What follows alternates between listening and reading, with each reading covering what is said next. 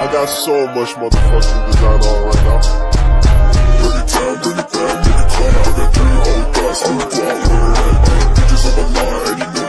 Assalamualaikum warahmatullahi wabarakatuh. Waalaikumsalam warahmatullahi wabarakatuh. Sebelum kita memulai pelaksanaan layanan bimbingan kelompok, marilah kita bersama-sama membaca doa terlebih dahulu. Doa dimulai. Doa selesai. Di sini saya ingin bertanya, apakah teman-teman sudah tahu apa itu layanan bimbingan kelompok? Belum. Baik, jadi layanan bimbingan kelompok adalah salah satu layanan BK untuk membahas topik yang sedang ada di kelas atau sekitar kalian.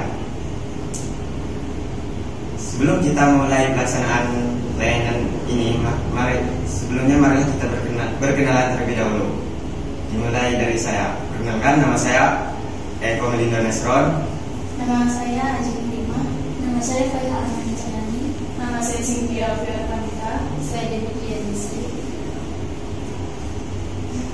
Baik, nanti kita akan melaksanakan layanan bimbingan kelompok dengan topik cara mengatasi masalah kepercayaan diri pada peserta didik korban bullying.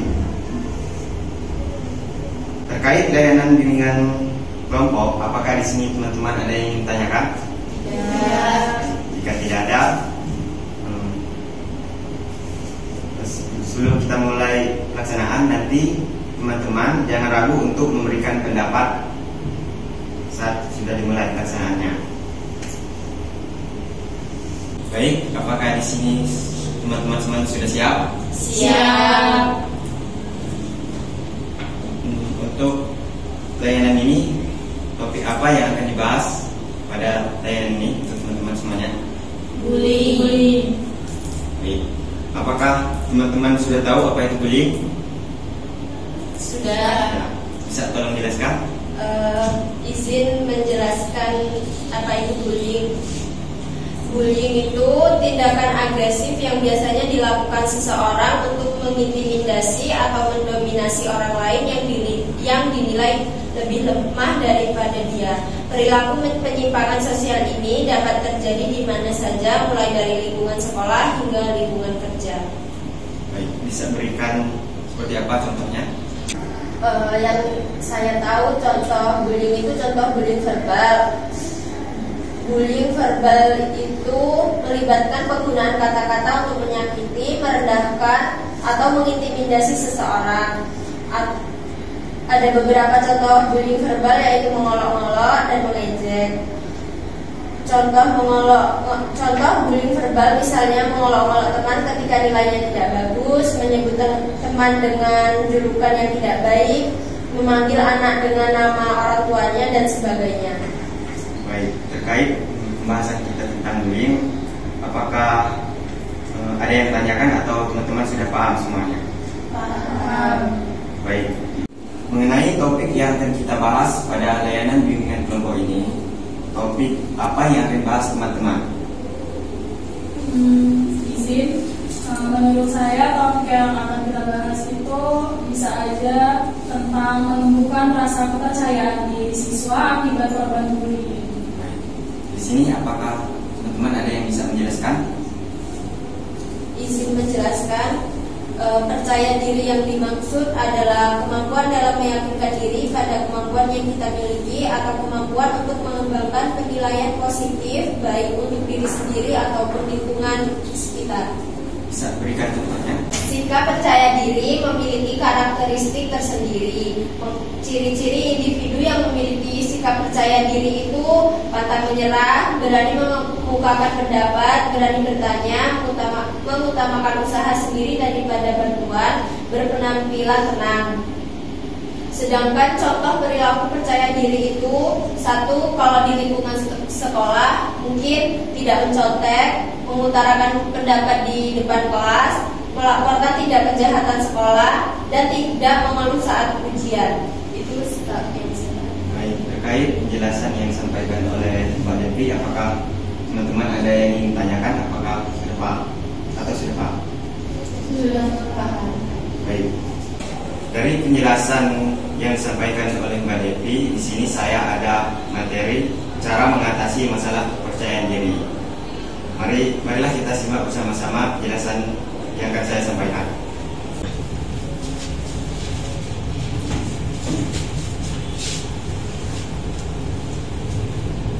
Cara mengatasi masalah kepercayaan diri.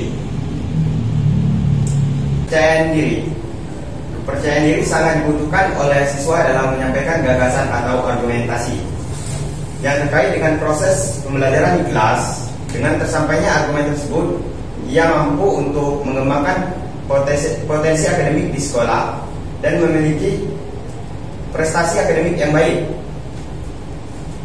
Apalagi metode pembelajaran yang banyak dilakukan lebih pada student center, di mana siswa lebih aktif daripada guru, seperti metode presentasi, berdiskusi, dan keterampilan sehingga siswa dituntut untuk mampu berbicara dengan baik di depan kelas.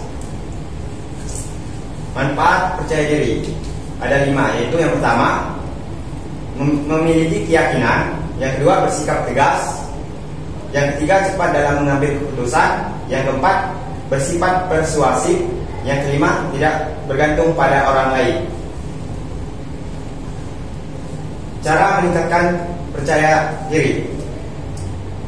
Salah satu upaya yang dapat dilakukan untuk meningkatkan kepercayaan diri pada remaja adalah dengan bersikap dan berperilaku secara asertif, sehingga akan menghasilkan komunikasi yang efektif. Sikap dan perilaku asertif bagi remaja sangatlah penting karena beberapa alasan sebagai berikut. Yang pertama, sikap dan perilaku asertif akan memudahkan remaja tersebut bersosialisasi dan menjalin hubungan dengan lingkungan secara efektif. Yang kedua, dengan kemampuan untuk mengungkapkan apa yang dirasakan dan diinginkan secara langsung dan terus terang, maka para remaja dapat menghindari munculnya ketegangan. Yang ketiga, dengan memiliki sikap asertif, maka para remaja dapat dengan mudah mencari solusi dan penyelesaian dari berbagai kesulitan. Dan yang keempat, asertivitas akan membantu remaja untuk meningkatkan kemampuan kognitifnya, memperluas wawasannya tentang lingkungan. Faktor kurang percaya diri ada 2. Yang pertama, faktor internal. Faktor internal adalah kemampuan individu dalam mengerjakan sesuatu yang mampu dilakukannya. Keberhasilan individu untuk mendapatkan sesuatu. Yang kedua, faktor eksternal merupakan faktor yang berasal dari luar diri individu. Lingkungan, masyarakat, keluarga, dan sosial dapat menyebabkan kurangnya memiliki percaya diri. Mungkin itu materi yang bisa saya sampaikan. Terkait materi yang telah saya sampaikan, apakah teman-teman ada yang ingin ditanyakan? Saya izin bertanya. Di dalam PPT tadi kan dijelaskan mengenai manfaat kepercayaan diri. Salah satunya itu bersifat persuasif. Nah, bagaimana contoh dari persuasif tersebut? Baik, jadi persuasif adalah sebuah ungkapan yang bertujuan untuk memujuk dan mengajak. Yang dimana maksud memujuk di sini adalah agar orang lain mau mengikuti sesuatu tindakan atau kegiatan yang diminta. Sementara kalimat persuasif adalah jenis kalimat yang digunakan untuk membujuk atau mengajak orang untuk agar melakukan suatu tindakan atau kegiatan. Nah, mungkin itu yang bisa saya sampaikan. Apakah Mbak Maya sudah paham? Teman-teman yang lain bagaimana? Apakah masih kurang paham atau ada yang mau menambahkan pertanyaan atau ada yang menanyakan? Bagaimana dengan teman-teman yang lain? Apakah ada yang ingin menambahkan terkait jawaban yang telah saya sampaikan? Izin menambahkan. Untuk manfaat percaya diri yang bersifat persuasif dapat meliputi yang pertama itu mampu mempengaruhi orang-orang lain. Yang kedua, memperoleh kepercayaan. Yang ketiga, bisa mengatasi rintangan dan kritik. Yang keempat, menyampaikan pesan dengan lebih efektif. Yang kelima, membangun hubungan yang baik. Dan yang keenam, mengambil resiko dan mencapai tujuan. Bagaimana dengan teman-teman yang lain? Apakah terkait tambahan yang telah disampaikan oleh Mbak Ajeng, apakah sudah paham? Paham. Baik, di sini saya akan membagi dua kelompok, yang dimana di setiap kelompok berjumlah 2 orang. Nah, jadi tujuan saya membagi kelompok ini adalah saya akan memberikan tugas kalian untuk melakukan diskusi terkait atau membuat kesimpulan terkait materi yang sudah kita bahas tentang cara mengatasi masalah percaya diri pada korban bullying.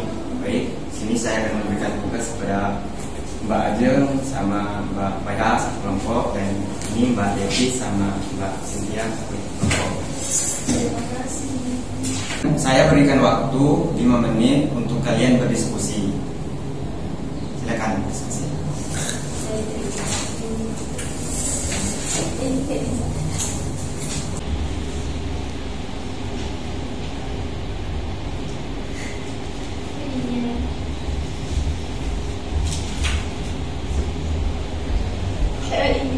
Sebentar, dan cari dulu.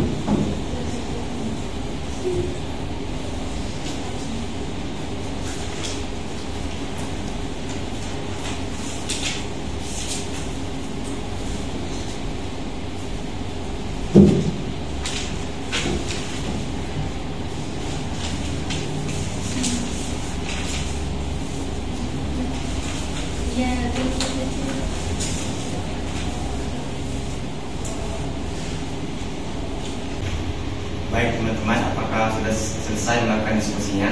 Sudah.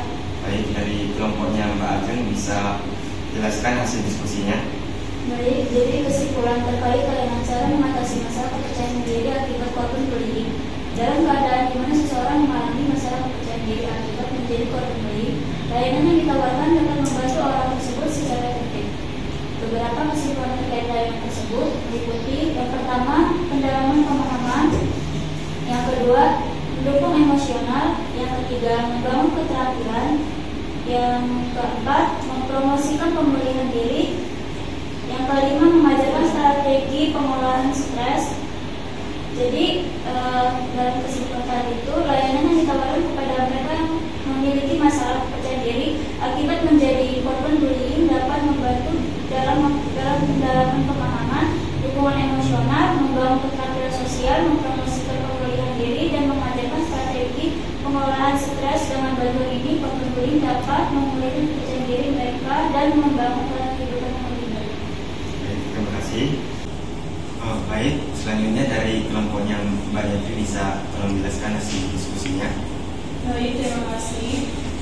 Jadi perlu kita ingat bahwa sangat penting untuk diingat bahwa membangun kembali rasa percaya diri setelah penindasan membutuhkan waktu dan kesabaran yang sangat lama. Dorong korban untuk mengambil langkah kecil untuk membangun kembali kepercayaan dirinya dan memberikan dukungan selama proses tersebut. Ada beberapa cara yang bisa dilakukan, yaitu yang pertama, membangun rasa percaya diri dari korban bullying itu. Terus itu yang kedua, yaitu ajak mereka berbicara. Yang ketiga, mendorong hubungan positif. Yang keempat, memberikan bantuan secara profesional. Dan yang terakhir, yaitu memberikan dukungan sosial. Terima kasih. Baik, terima kasih atas penyampaiannya. Dari hasil penyampaian diskusi dari kelompoknya Mbak Ajeng sama Mbak Devi, saya kira kalian sudah paham terkait cara mengatasi masalah kepercayaan diri pada korban bullying. Baik, dari hasil penjelasan materi dan diskusi teman-teman, bisa saya simpulkan bahwa cara mengatasi masalah kepercayaan diri pada korban bullying sangat cocok dengan teknik assertive training, yang mana penjelasannya adalah latihan asertif merupakan teknik yang digunakan untuk membantu individu mengungkapkan perasaannya tanpa menyakiti perasaan orang lain. Dan pelayanan konseling dengan teknik pelatihan asertif dapat membantu individu meningkatkan rasa percaya diri dan mengurangi kecemasan. Baik, pertemuan kita pada hari ini kita cukupkan. Jika teman-teman ada yang belum paham, bisa kita lanjutkan pada pertemuan selanjutnya. Saya selaku konselor mohon maaf apabila ada kesalahan kata dan sikap. Semoga apa yang telah kita laksanakan pada hari ini bermanfaat bagi kita semua. Yes. saya akhiri. Wassalamualaikum warahmatullahi wabarakatuh. Waalaikumsalam.